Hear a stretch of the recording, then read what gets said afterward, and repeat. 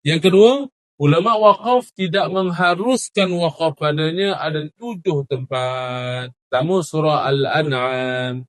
Walau tara idh wuqifu ala rabbihim qala alaysa hadha bilhaqq qalu bala wa rabbina.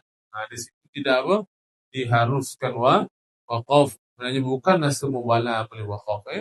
Yang kedua surah An-Nahl 38. لا يبعث الله من يموت بلى وعدا عليه حقا. Itu kita teruskan bacaan. Kemudian surah Saba, وقال الذين كفروا لا تأتينا الساعة قل بلى وربي لتأتينكم بلى وربي.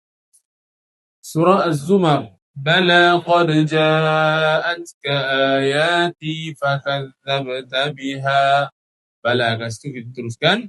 Surah Al-Ahqaf 34, وَيَوْمَ يُعْرَضُ الَّذِينَ كَفَرُوا عَلَى النَّارِ أَلَيْسَ هَذَا بِالْحَقِّ قَالُوا بَلَى وَرَبِّنَا. Okay. Surah Taghabun, زَعَمَ الَّذِينَ كَفَرُوا أَن لَّن يُبْعَثُوا قُلْ بَلَى وَرَبِّي لَتُبْعَثُنَّ. Okay. Jadi sambung kat situ. Baik, kalau tengok mana ayat kat sini, mana ayat ni memang tak sesuai pada bala. Kalau kita berhenti pada bala, seolah kita menyokong kenyataan yang sebelumnya. Za'amal ladina kafaru, orang kafir mendakwa dia tidak akan dikembali kepada Allah. Tak, maknanya habis itu je lah. Orang kafir mendakwa begitu. Jadi jawapannya qul, katakanlah. Rabb, qul bala, katakanlah ya bahkan.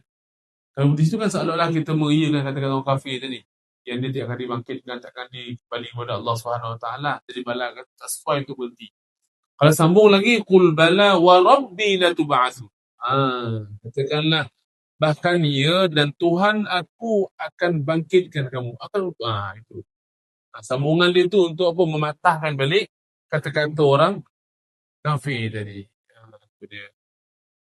Summa latunabba'unna bima 'amiltum, kemudian dikhabarkan, dibagi tahu apa yang kamu telah kerjakan. Jadi artinya memang dia akan diutus dikembali kepada Allah Subhanahu wa taala. Surah Al-Qiyamah, bala qadirina 'ala an nusawwiya banana. Jadi itu semua tempat-tempat itu ada tempat-tempat yang tidak harus untuk berhenti pada bala itu.